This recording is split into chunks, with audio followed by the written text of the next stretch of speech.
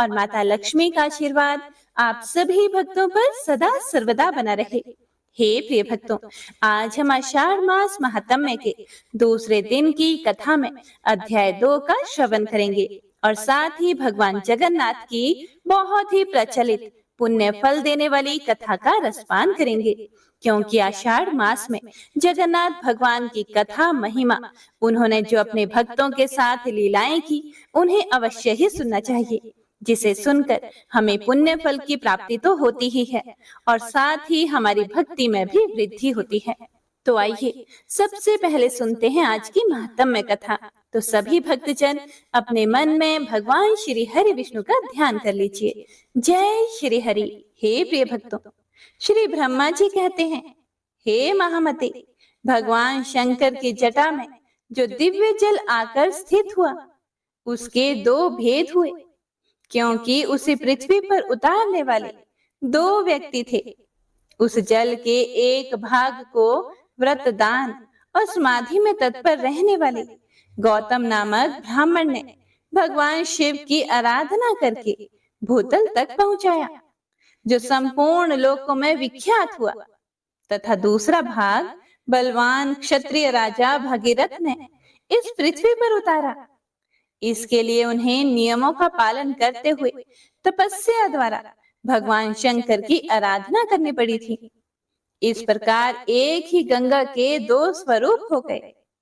एक समय की बात है, महर्षि गौतम कैलाश पर्वत पर गए और मौन भाव से कुशा बिछाकर उस पर बैठे। फिर पवित्र होकर इस स्तोत्र का गान करने लगे। गौतम कहने लगे, भोग की अभिलाषा रखने वाले जीवों को मनवांछित भोग प्रदान करने के लिए पार्वती सहित भगवान शंकर उत्तम गुणों से युक्त 8 विराट स्वरूप धारण करते हैं। इस प्रकार विद्वान पुरुष प्रतिदिन भगवान महादेव जी की स्तुति किया करते हैं। महेश्वर का जो पृथ्वी में शरीर है, वह अपने विषयों द्वारा सुख पहुंचाने, समस्त चराचर जगत का भरण पोषण करने, उसकी संपत्ति बढ़ाने और सभी का अभ्युदय करने के लिए है।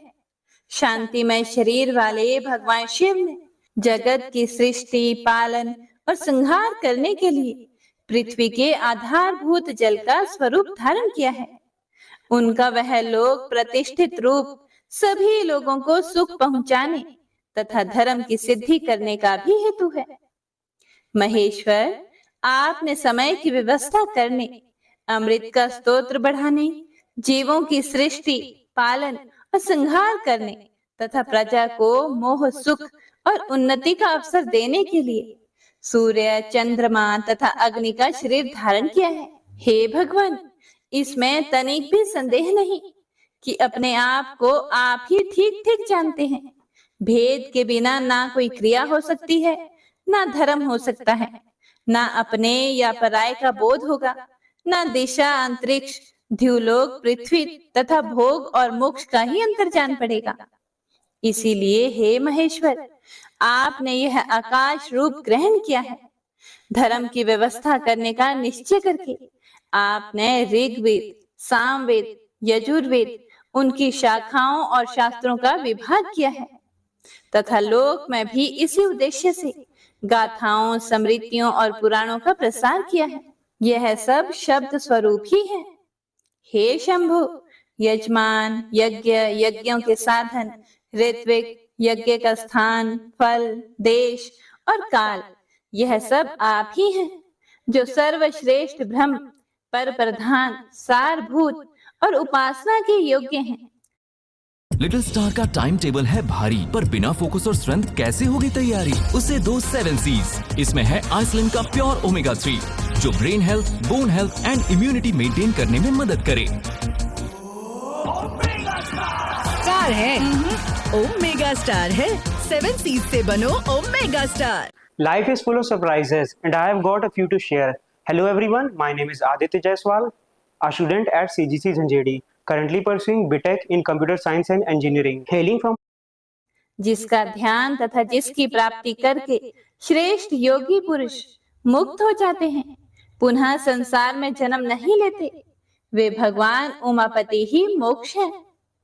हे मां पार्वती, भगवान शंकर जगत का कल्याण करने के लिए जैसे जैसे अपार मायामय रूप धारण करते हैं, वैसे आप भी उनके योग्य रूप धारण करती हो। इस प्रकार आप में पातिव्रत्य जागृत रहता है। गौतम जी के इस प्रकार स्तुति करने पर वृषभान के ध्वजा वाले साक्षात भगवान शिव उनके सामने प्रकट हुए और प्रसन्न होकर बोले, हे गौतम, तुम्हारी भक्ति, स्तुति तथा उत्तम व्रत से मैं बहुत संतुष्ट हूँ। मांगो, तुम्हें क्या दूं? जो वस्तु देवताओं के लिए भी दुर्लभ हो, वह भी तुम मांग सकते हो।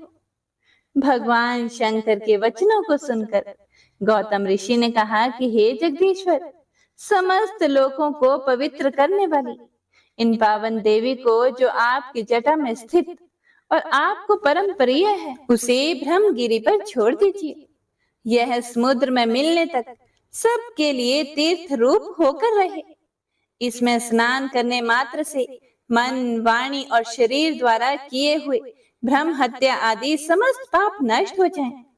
चंद्र ग्रहण, सूर्य ग्रहण, संक्रांति आने पर हर प्रकार अन्य पूर्ण तीर्थों में स्नान करने से जो फल मिलता है, वह इनके स्मरण मात्र से ही प्राप्त हो जाए।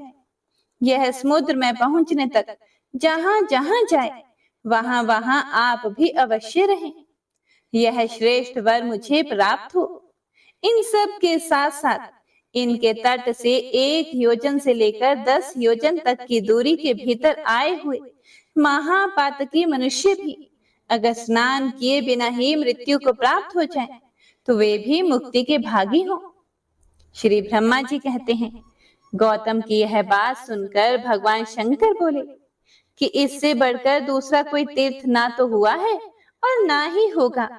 यह बात सत्य है और सत्य है, और वेदों में भी निश्चित की गई है कि गौतमी गंगा अर्थात गोदावरी सभी तीर्थों से अधिक पवित्र है। ऐसा कहकर भगवान शिव अंतर ध्यान हो गए। लोक पूजित भगवान शिव के चले जाने पर गौतम ने उनकी आज्ञा से जटा सहित सरिताओं में श्रेष्ठ गंगा को साथ लेकर देवताओं से घिरकर ब्रह्मगिरि में प्रवेश किया। उस समय महाभाग महर्षि, ब्राह्मण तथा क्षत्रिय भी आनंद मगन होकर जय जयकार करते हुए ब्रह्म ऋषि गौतम की प्रशंसा करने लगे।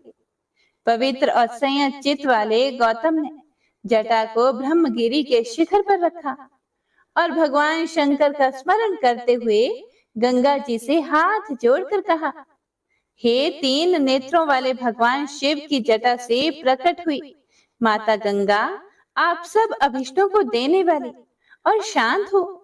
मेरा अपराध क्षमा करो और सुख पूर्वक यहाँ से प्रवाहित होकर इस समस्त जगत का कल्याण करो। हे देवी, मैंने तीनों लोकों का उपकार करने के लिए तुम्हारी याचना की है और भगवान शंकर ने भी इसी उद्देश्य की सिद्धि के लिए आपको दिया है। इसीलिए हमारा यह मनोरथ असफल नहीं होना चाहिए। गौतम का यह वचन सुनकर भगवती गंगा ने उसे सहर्ष स्वीकार कर लिया और अपने आप को 3 स्वरूपों में विभक्त कर स्वर्गलोक, मृत्युलोक और रसातल में फैल गई। स्वर्गलोक में उनके 4 मुख हुए, मृत्युलोक में वे 7 धाराओं में बहने लगी और रसातल में भी उनकी 4 धाराएं हुई। इस प्रकार एक ही गंगा के 15 आकार हो गए। गंगा देवी सर्वत्र हैं, सर्वभूत स्वरूपा हैं, सभी पापों का नाश करने वाली तथा संपूर्ण अभीष्ट वस्तुओं को देने वाली हैं। वेद में सदा उन्हीं के यश का गान किया जाता है जिनकी बुद्धि अज्ञान से मोहित है। वे मृत्यु लोक के निवासी समझते हैं कि गंगा केवल मृत्यु लोक में ही है, पाताल अथवा स्वर्ग में नहीं है। हे प्रिय भक्तों, भगवती गंगा तो जहां तक पहुंचकर सागर में मिली है, वहां तक वे देवमयी मानी गई है। महर्षि गौतम के छोड़ने पर वे पूर्व समुद्र की ओर चली गई। उस समय देव ऋषियों द्वारा सेवित कल्याणमयी जगन माता गंगा की मुनि श्रेष्ठ गौतम ने परिक्रमा की। इसके बाद उन्होंने देवेश्वर भगवान का पूजन किया उनके स्मरण करते ही करुणा सिंधु भगवान शिव वहां प्रकट हुए और पूजा करके तब महर्षि गौतम ने कहा, हे देव महेश्वर, आप संपूर्ण लोगों के हित के लिए मुझे इस तीर्थ में स्नान करने की विधि बताइए। गौतम की बात सुनकर भगवान शिव बोले, हे महर्षि, गोदावरी में स्नान करने की संपूर्ण विधि भी सुन लो। पहले नांदी मुख में श्राद्ध करके शरीर की शुद्धि करो, फिर ब्राह्मणों को भोजन कराएं और उनसे स्नान करने की आज्ञा लें। उसके बाद ब्रह्मचर्य का पालन करते हुए गोदावरी नदी में स्नान करने के लिए जाएं और ध्यान रहे कि उस समय पतित मनुष्यों के साथ किसी भी प्रकार का वार्तालाप ना करें। जिसके हाथ, पैर और मन भली भांति संयम में रहते हैं, वही तीर्थ का पूरा पूरा फल प्राप्त करता है। दुर्भावना का परित्याग करके अपने धर्म में स्थिर रहें और थके मांधे पीड़ित मनुष्यों की सेवा करते हुए उन्हें यथा योग्य अन्न दें। जिनके पास कुछ भी नहीं है, ऐसे साधुओं को वस्त्र और कंबल दें। भगवान विष्णु को तथा गंगा जी के प्रकट होने की दिव्य कथा सुने। इस विधि से यात्रा करने वाला मनुष्य तीर्थ के उत्तम फल का भागी होता है। हे गौतम, गोदावरी नदी में 2-2 हाथ भूमि पर तीर्थ होंगे।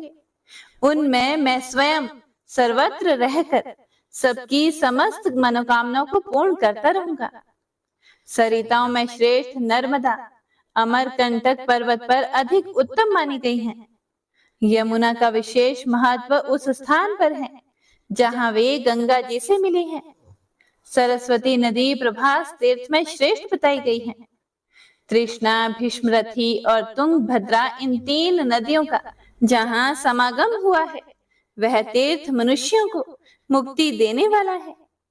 हे प्रिय भक्तों, इस प्रकार पयोशिनी नदी भी जहां ताप्ती से मिली है, वह तीर्थ मोक्षदायक है।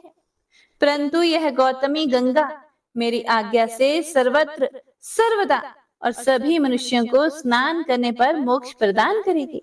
कोई कोई तीर्थ किसी विशेष समय में देवता का शुभागमन होने पर अधिक पुण्यमय माना जाता है, किंतु गोदावरी नदी सदा ही सबके लिए तीर्थ है। मुनि श्रेष्ठ 200 योजन के भीतर गोदावरी नदी में 2.5 करोड़ तीर्थ होंगे। यह गंगा निम्नांकित नामों से प्रसिद्ध होगी: महेश्वरी, गंगा, गौतमी, वैष्णवी, गोदावरी, नंदा, सुनंदा, कामदायिनी, ब्रह्मतेज, समानिता तथा सर्व पाप प्रणाशिनी। गोदावरी मुझे सदा ही प्रिय है। विस्मरण मात्र से पाप राशि का विनाश करने वाली है। 5 भूतों में जल श्रेष्ठ है। जल में भी जो तीर्थ का जल है, वही सर्वश्रेष्ठ माना गया है। तीर्थ जल में भी भागीरथी गंगा श्रेष्ठ है और उनसे भी गौतमी गंगा श्रेष्ठ मानी गई है, क्योंकि वे भगवान शंकर की जटा के साथ लाई गई थी। इसीलिए इनसे बढ़कर कल्याणकारी तीर्थ दूसरा कोई नहीं है। हे मुने, स्वर्ग, पृथ्वी और पाताल में भी गंगा सभी मनोरथों को पूर्ण करने वाली है। श्री ब्रह्मा जी कहते हैं कि हे नारद, इस प्रकार साक्षात भगवान शंकर ने संतुष्ट होकर महात्मा गौतम को गोदावरी नदी का जो महात्म्य बतलाया था, वही मैंने तुमको विस्तार पूर्वक सुनाया है। हे प्रिय भक्तों, आज का अध्याय यही समाप्त होता है। इससे आगे का वृतांत आप अगले अध्याय में सुनेंगे। हे प्रिय भक्तों, तो आइए